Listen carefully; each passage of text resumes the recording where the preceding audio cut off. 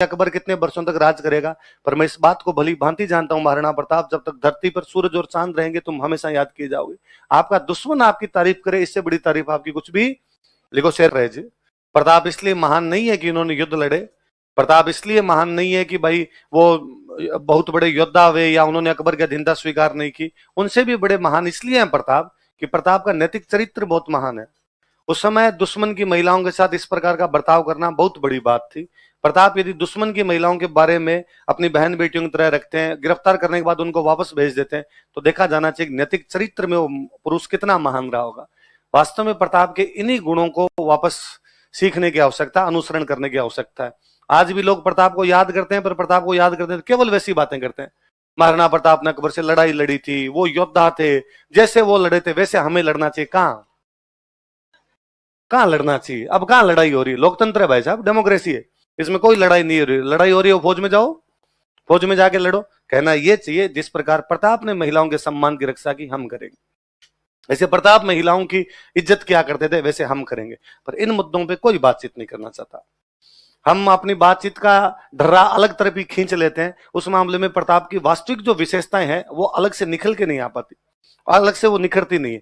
योद्धा उस समय तमाम लोग रहे थे, योद्धाओं में किसमें कमी है? सांगा कुंभा किसमें आप योद्धा में कमी मान सकते हो?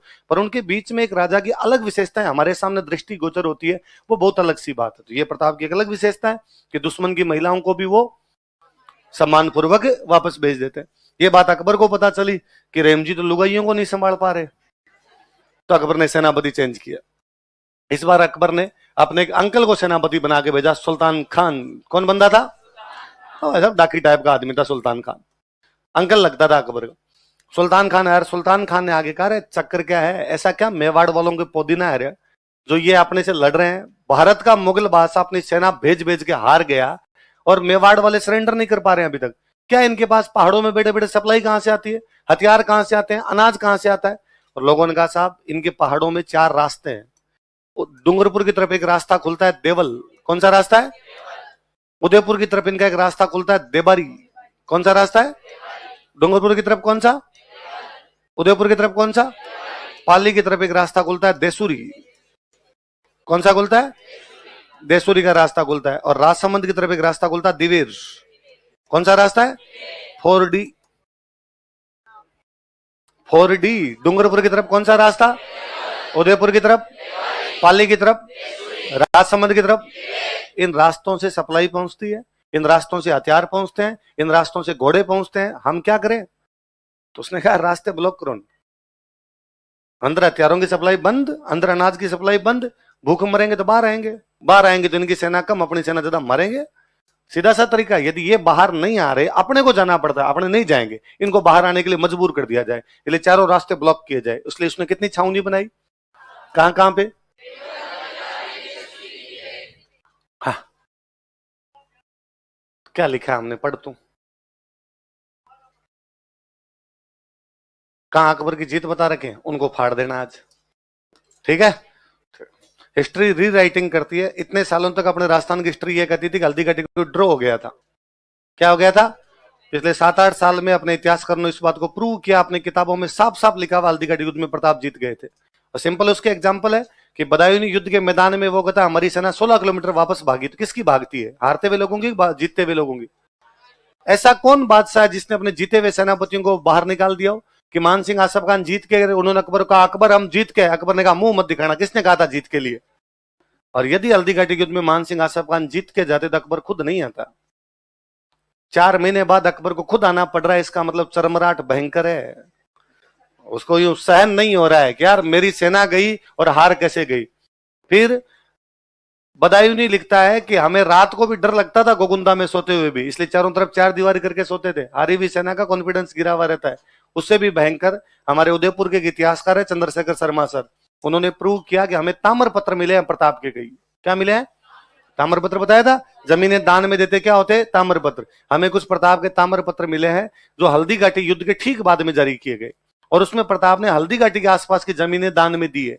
यदि प्रताप हल्दी घाटी युद्ध के ठीक बाद हल्दी घाटी के आसपास की जमीनें दान में दे रहा है, इसका मतलब जमीन उसकी है, जमीन उसकी, इसका मतलब युद्ध जीता है वो। यदि वो युद्ध हार जाता तो जमीन अकबर की होती, आप दान कैसे देते? मैं मेरे पास कुछ होगा तो ही तो आपको दान दे सकता हूं। मैं कहता हूं मैं आपको 3 प्लॉट देता हूं आपको, सर खुद के पास तो एक ही नहीं है, तो हमें कहां से दो? मेरे पास कोई चीज है तो ये आपको दे सकता हूं। तो प्रताप के पास में हल्दी घाटी की जमीन है, इसलिए हल्दी घाटी के आसपास की जमीन है, क्या दे रहा है वो? दान। चलो आगे लिखो, कौन कौन सी 4 छावनियां बताओ? देवल, देबारी, देसुरी और दिवेर। इनमें दिवेर सबसे महत्वपूर्ण छावनी थी। कारण था राजसमंद में पड़ती है, ये अजमेर का रास्ता है। कहां का रास्ता है? मुगलों का राजस्थान में अड्डा कौन सा? अजमेर। ये भी तो सोचने वाली बात है कि मुगल जब मेवाड़ में जाके लड़ रहे हैं तो उनको अनाज कहां से आ रहा है? भाई प्रताप पूरी की पूरी पब्लिक को शिफ्ट करके पहाड़ों में, इसलिए खेती तो हो ही नहीं रही मेवाड़ में, इसलिए पहाड़ों में पब्लिक को सेट कर लिया कि यदि मैदान में रहेंगे तो खेती करेंगे, खेती करेंगे तो खेती पे कब्जा कौन करेंगे? मुगल। इसलिए मैदानों में खेती होनी नहीं चाहिए, तो मुगल भूखे मरेंगे यहाँ पे। तो भूखे मरते लड़ेंगे कैसे? तो मुगल क्या करते? अजमेर से अपनी सप्लाई मंगाते, अजमेर से सप्लाई मंगाते, बीच में मेवाड़ वाले लूट लेते। इसलिए सुल्तान खान ने कहा दिवेर में मैं खुद बैठूंगा, ताकि उधर से अपनी सप्लाई आए तो मेवाड़ वाले उसको लूट ही नहीं पाए। सैनिकों के पास में रसद तो पहुंचनी चाहिए, सैनिकों के पास सप्लाई नहीं पहुंचेगी, सैनिक बेचारे लड़ेंगे कैसे? इसलिए दिवेर में खुद कौन बैठा हुआ है? बाकी सब छावनियों में अलग अलग उसने सेना लगा रखी है। दशहरे का दिन आया, कौन सा दिन आया? अपने पढ़ते हैं दशहरे पे हथियारों की पूजा की जाती है, और पहले ये नियम था कि दशहरे पे हथियारों की पूजा के बाद में कहीं ना कहीं युद्ध किया जाए। हथियार, तलवार म्यान से बाहर निकली है, म्यान में तभी वापस जाए जब खून लगे, खून दुश्मनों का लगे। तब प्रताप ने कहा भाई हमला करना है, बताओ कहां करें? और सब जो मंत्री संतरी बैठे उन्होंने कहा साहब देवल पे कर लेते हैं, किसी ने कहा देवारी पे कर देते हैं, किसी ने कहा देसुरी पे कर देते हैं, पर किसी ने भी दिवेर का नहीं। प्रताप ने कहा भाई दिवेर पे क्यों ना करे? तो उन्होंने कहा भाई दिवेर में मुगलों की सेना ज्यादा है, दिवेर के अंदर जो है वो सुल्तान खान बैठा हुआ है, इसलिए दिवेर के अंदर मामला थोड़ा गंभीर हो सकता है अपने लिए। प्रताप ने कहा ना दिवेर सबसे ठीक रहेगा, क्योंकि दिवेर में मुगल निश्चिंत है, और मुगलों को लगता है कि हम बाकी जगह आक्रमण कर सकते हैं लेकिन दिवेर पर कभी भी आक्रमण करेंगे। इसलिए मुगलों ने बाकी जगह अपनी नफरी बढ़ा दी होगी, नफरी मतलब सेना बढ़ाई होगी, चौकन्ने चौकस हुए होंगे। दिवेर में वो इतने चौकस नहीं है, क्योंकि उनको निश्चिंत हो रखे, उनको लगता है कि यार इधर से हमला होगा नहीं, अपने दिवेर करते हैं। वहां सुल्तान खान खुद बैठा है, तभी तो वहीं करते हैं अपने। दिवेर पर हमला किया, जितने मुगल बैठे थे सबको मार दिया, भागने नहीं दिया था, या तो सरेंडर किया था या मरमुरा गए थे, या घायलों को बाद में को उठा के लाए थे, उनमें थे। अमर सिंह महाराणा प्रताप को जो बेटे हैं वो सुल्तान खान के भला मारते हैं, आर पार निकाल देते हैं। तो सुल्तान खान के भला आर पार निकल गया था। कहते सुल्तान खान जब घायलों में पड़ा था तो प्रताप मिलने के लिए जाते हैं, और प्रताप ने सुल्तान खान कहा भाई सुल्तान खान कोई अंतिम इच्छा हो तो बता दे। बड़ा सेनापति था तो मिलने के लिए गए, तो अंतिम इच्छा हो तो बता। सुल्तान खान ने कहा मैं उस लड़के को देखना चाहता हूं जिसने मेरे भला मारा है। मैं सुल्तान खान हूं, आंखें यूं बड़ी करूं ना तो डर लगे सामने को, और मेरे भला मारा यार, आर पार निकाला। मारना पड़ता हो लगा, मरता हुआ आदमी है। अमर सिंह अपने कैंप में बैठा, उसको बुलाएंगे तब तक मर जाएगा बेचारा। तो उन्होंने अपने पास में एक फौजी खड़ा था, उसका हाथ पकड़ का ये था। सुल्तान खान उस फौजी को देख के मरता हुआ मुस्कुराता है कि इसको तो मैं पड़ा पड़ा मार दूं, अब भी इसकी औकात नहीं मेरे भला मारे। बंदा तो कोई और था, मैंने उसकी आंखें देखी है, उसकी आंखों में भयंकर यूं वो था, तेज दिखाई दे रहा था। और महाराणा प्रताप अमर सिंह को बुलाते हैं, अमर सिंह बुला कहते हैं मेरे वाला ही था।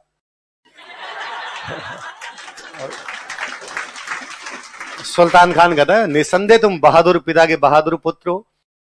और अमर सिंह को महाराणा प्रताप कहते हैं इसके मुंह में गंगा जल डाल दे। मरते हुए आदमी मुंह में गंगा जल डालते हैं, अब गंगा जल डाल देते हैं। सुल्तान खान की आंखें बंद हो जाती है, सुल्तान खान बोली बंद हो जाती है, पर वो मरता नहीं, वो तड़पता है बेचारा, क्योंकि उसके भाला फंसा हुआ है। घायल आदमी का जब तक पूरा खून नहीं निकलेगा मरेगा नहीं, और भाला धंस गए चक्कर में खून टप टप धीरे धीरे आ रहा है, क्यों घाव वो नहीं रखा, भाला अंदर ही लगा हुआ उसके पूरा। तो महाराणा प्रताप अमर सिंह कहते इसका भाला बाहर निकाल दे, ताकि खून एक साथ निकलेगा, मर जाएगा बेचारा, वरना तड़फेगा कई देर तक। अब वो इतना मोटा था सुल्तान खान की उसके वो भाला अंदर ही अड़ गया। अमर सिंह वो हाथ से खींचे पर भाला नहीं निकले। फाइनली अमर सिंह उसके दोनों पैरों पे पैर लगा खड़ा होता है, भाला दोनों हाथों से खींचता है, तब उसका भाला निकलता है, सुल्तान खान मरता है। जमस्टोड कहता है ये युद्ध नहीं मेवाड़ का मैराथन था। क्या था ये युद्ध? मेवाड़ का। अभी पढ़ते हैं मैराथन क्या था, लिखो दिवेर का युद्ध, बैटल ऑफ दिवेर। कौन से युद्ध को? मेवाड़ का मैराथन का। कौन से युद्ध को? मैराथन यूनान में एक जगह का नाम है। कहां पे? ग्रीस। ग्रीस एक देश का नाम सुना है? ग्रीस को हम हिंदी में क्या कहते हैं? यूनान। यूनान में एक जगह का नाम है, जगह का नाम है मैराथन। क्या नाम है? मैराथन। ईरान के राजा ने अटैक कर दिया था। कहां के राजा ने? ईरान के राजा ने अटैक किया यूनान पर। मैराथन के मैदान में लड़ाई हुई। कौन से मैदान लड़ाई हुई?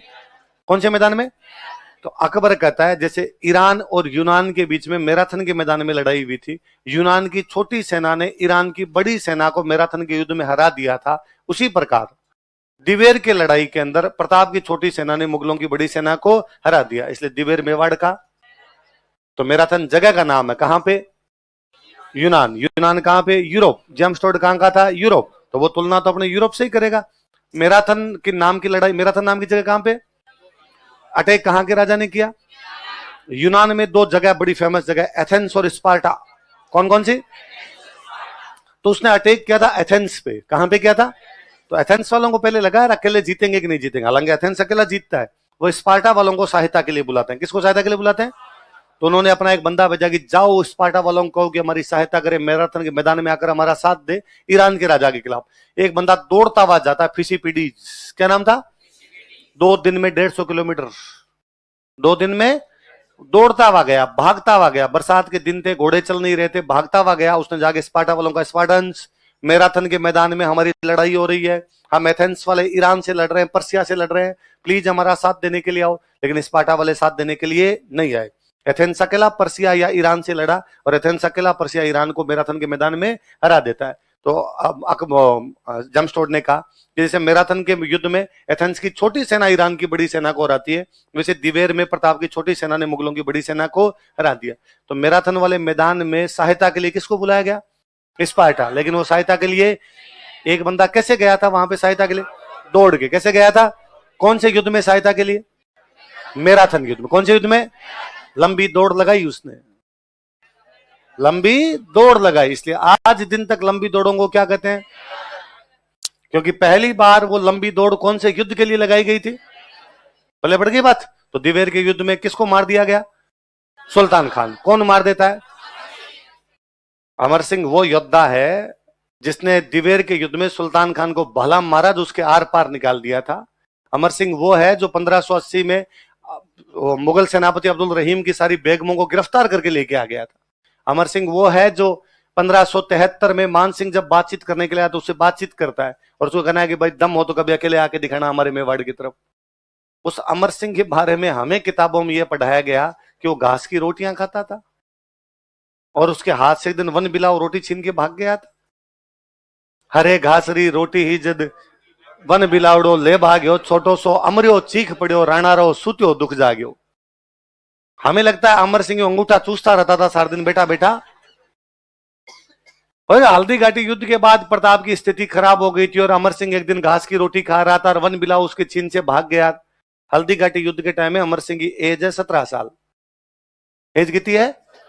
क्योंकि मैंने बताया था उदय सिंह के पोता हुआ तब उदयपुर की स्थापना हुई। उदय सिंह का पोता अमर सिंह है। तो अमर सिंह का जन्म कब हुआ है? 1559। 1559 में आया तो हल्दी घाटी के टाइम 1576 में 17 साल का हो। उसकी पोस्टिंग थी उदयपुर कि हल्दी घाटी में जब ये लोग लड़ रहे थे तो महिलाएं सारी उदयपुर थी। तो लगा कि यदि मुगल कभी महिलाओं की तरफ अटैक करे तो वहां बचाने का काम कौन करेगा? अमर सिंह। तो अमर सिंह वो है जो हल्दी घाटी युद्ध के टाइम उदयपुर में पोस्टेड है। अमर सिंह वो है जो मुगल सेनापति अब्दुल रहीम के परिवार को गिरफ्तार कर लेता है। अमर सिंह वो है जिसने सुल्तान खान के भाला मारा, जो आर पार निकाल दिया। अमर सिंह वो है जिसने प्रताप के मरने के बाद मुगलों से 17 युद्ध लड़े, सारे के सारे जीत गया। हमारे इतिहास की किताबें उसको घास की रोटी खाने तक सीमित कर गई। हमारे साथ लोचा यह है कि हमने कहानियों को इतिहास बना लिया है। इसलिए कभी तो घास की टोकरी में उदय सिंह है, कभी घास की रोटी में। इस घास से बाहर नहीं आ पा रहा है इतिहास। इसलिए इतिहास को सबसे पहले किससे बाहर लाने की आवश्यकता है? मुझे कोई पर्सनली पूछे कि मेवाड़ में इतने योद्धा हुए, उन योद्धाओं में सबसे अच्छा कौन लगता है? अमर सिंह लगता है। ये क्या योद्धा रहा होगा यार। अमर सिंह के साथ विडंबना ये, वो महाराणा प्रताप के बेटे हैं। बरगद के नीचे दूसरे फल फूल नहीं लगते, बरगद के नीचे दूसरे पेड़ नहीं लगते। महाराणा प्रताप बरगद है, उनके नीचे दूसरा दिखता नहीं है। इसलिए अमर सिंह का कैरेक्टर छुप गया उनके नीचे। बाकी अमर सिंह और बड़े योद्धा है। यदि वो महाराणा प्रताप के बेटे ना होते, महाराणा प्रताप के 1-2 पीढ़ी बाद में हुए होते या महाराणा प्रताप से पहले हुए होते, हम अमर सिंह के बारे में बहुत कुछ जानते। लेकिन अब अमर सिंह के बारे में हम एक बात जानते हैं, किसकी रोटी खाते थे? वही मुझे लगता है, वही भाई साहब कहीं पे कोई पुदीने के परांठे बनाए होंगे, घास वही है। मेवाड़ के राणा का बेटा था। यूं थोड़ी घर के झोंपड़ी के बाहर बैठा है, परांठा खा रहा है, गोल कर रखा है, अंदर अचार डाल के वैसे बैठा हुआ है, वन बिलावाया और छीन के भाग गया। कहानियां ऐसी होती है, कहानियां होनी भी चाहिए। हम कवि के, उन कहानीकारों के लाख लाख उनको नमन करते हैं, हम नतमस्तक है कि उन्होंने अपनी कहानियों से, कविताओं से मेवाड़ के इतिहास को अमर कर दिया। मेवाड़ के इतिहास को बताया, राणा के संघर्ष को बताया, किस प्रकार कम संसाधनों के बावजूद लड़े थे वो बताया। पर इतिहासकार तो ध्यान देते हैं, वो तो क्लास की किताबों में घास की रोटियों से बचाते कम से कम, पर हमें कहानियों में केवल और केवल क्या बताएगी? घास। इसलिए गधा भी घास आए ना, इसका मतलब माना वो बात सच्ची, बड़ी बात। अब जब इसमें मुगल सेना पूरी मार दी गई तो अकबर ने पूछा भाई अब कौन जाएगा मेवाड़ वालों से लड़ने के लिए? मुगल सेनापतियों ने कहा रहम कर रहम अकबर, जीते गए हैं सारे हार के आए हैं, एक की नहीं पार पड़ रही, इस बार तो सारे काट दिए उसने, सिंगल ही नहीं आया, वापस भी नहीं आने दिया है, क्यों भेजना है वहां पे? और अकबर ने कहा क्या कोई नहीं जा सकता? जब कोई नहीं जाता था ना, अपने राजस्थान वालों में किसी ना किसी को उठ ही जाता था कि मैं चला जाता हूं। अपने वालों को मरने में बड़े मजे आते थे। और मान सिंह के अंकल थे जगन्नाथ कछवाहा, कौन थे? जगन्नाथ कछवाहा ने कहा सर मैं पंगा लेता हूं एक बार एक। तो 1585 में मुगलों की तरफ से अटैक करने के लिए कौन आते हैं? देखो कब हुआ अंतिम आक्रमण? 1585। प्रताप की डेथ होती है 1597 में। कब होती है? 1597 में। जैसे ही प्रताप की डेथ होती है अगला राजा बनता है अमर सिंह। कौन बनता है? अकबर ने वापस अटैक किया। अकबर ने मेवाड़ के 3 राणाओं पर अटैक किए हैं, उदय सिंह, प्रताप, अमर सिंह। तीनों बारी उसकी पार पड़ी नहीं। पर 1585 से 1597 बीच के 12 साल में अकबर ने प्रताप पर कोई अटैक, इन 12 साल में यदि आपने मीडिएवल पढ़ी होगी तो आपने थोड़ा बहुत ध्यान दिया होगा, इन 12 साल में अकबर का अटैक है काबुल पे, अकबर का अटैक है कश्मीर पे, अकबर का अटैक है पंजाब पे, अकबर का अटैक है बंगाल पे, अकबर का अटैक है बिहार पे, अकबर का अटैक है उड़ीसा पे, अकबर का अटैक है साउथ इंडिया पे। मतलब भारत की तमाम जगह पे आक्रमण है, मेवाड़ पर आक्रमण नहीं है उसका। अकबर इंटेलिजेंट है, वो जानता है कि आरएस में पार पड़ेगी, पटवारी ग्राम सेवक की देने पड़ेंगे, उसने सब जगह। ऐसे कैसे हो सकता है कि आप काबुल बंगाल पर अटैक करो, भारत का पश्चिमी हिस्सा और पूर्वी हिस्से पर आक्रमण को, नाक के ठीक नीचे मेवाड़ पड़ा, इसको छोड़ दो। तो अकबर प्रैक्टिकल बंदा, तो उसको लग गया था कि यार पार पड़ेगी। जगन्नाथ कछवाहा हार के गया यहां से, अब आमेर वाले भी हार गए, मुगल पहले ही मना कर चुके थे, इसलिए वैसे सेनापतियों ने आने से क्या कर दिया? मना। इस बार प्रताप का गुस्सा इस बात पर था कि लड़ाई मुगलों के साथ है। सुल्तान खान, रहीम जी, आसफ खान, शाहबाज खान, अकबर खुद, सैयद फखरुद्दीन, ये आते हैं, मुझे ठीक लगता है इनसे लड़ना ही है, मेरी लड़ाई है। ये आमेर वाले क्यों पंचायती करते हैं? कभी भगवंत दास आता है, मान सिंह आता है, कभी जगन्नाथ है। उसने कहा तुम रुको रे। प्रताप आमेर पर आक्रमण करता है, आमेर वालों का हिस्सा छीन लेता है, मालपुरा। कौन सा? ये टोंक में मालपुरा पड़ता है, ये बड़ी पैसे वाली जगह थी, इसको छीन लिया। तो अब आमेर वालों को बुद्धि आ गई। अब दोबारा कभी अकबर ने आमेर वालों का कि भाई तुम जाओ, उन्होंने कहा मालपुरा तक तो आ गया, वो आगे आमेर ही बचा है बाद में हमारे पास। हल्दीघाटी युद्ध के बाद प्रताप को समझ में आ गया था कि मुगलों से संघर्ष लंबा चलेगा, लंबे संघर्ष के लिए अपने को धन चाहिए। तो प्रताप को लगा कि गुजरात की तरफ अटैक करते हैं। कहां अटैक करते हैं? गुजरात पे मुगलों का कब्जा था, तो मुगलों के कैंप उड़ा के मुगलों का धन लेते हैं, मुगलों के धन से मुगलों के खिलाफ लड़ते हैं। तो प्रताप गुजरात की तरफ जा रहे हैं। किधर जा रहे हैं? रास्ते में दोनों भाई प्रताप को एक गांव में मिलते हैं, चूलिया। कौन से गांव में मिलते हैं? और उन्होंने प्रताप को कहा कि आपको कहीं धन के लिए जाने की आवश्यकता, जितना धन चाहिए हम देंगे। तुम भाई धन कहां से लाए? तो इन्होंने कहा हमारे पिताजी बहारमल, भामाशाह और ताराचंद के पिताजी कौन थे? वो आपके पिताजी मतलब उदय सिंह के कोषाध्यक्ष थे। क्या थे? तो हमारे पास मेवाड़ का खजाना पड़ा है भाई, मेवाड़ का कोष हमारे पास, ये पकड़ो। और उन्होंने कहा और भी चिंता मत करो, हमारा जो पर्सनल पूरा धन है ये भी ये पकड़ो। प्रताप तुम संघर्ष करो, हम तुम्हारे इतने रुपए ला के दिए थे कि प्रताप अब 25,000 फौजी, कितने फौजी? 12 साल तक रख सकते हैं। कितने साल तक?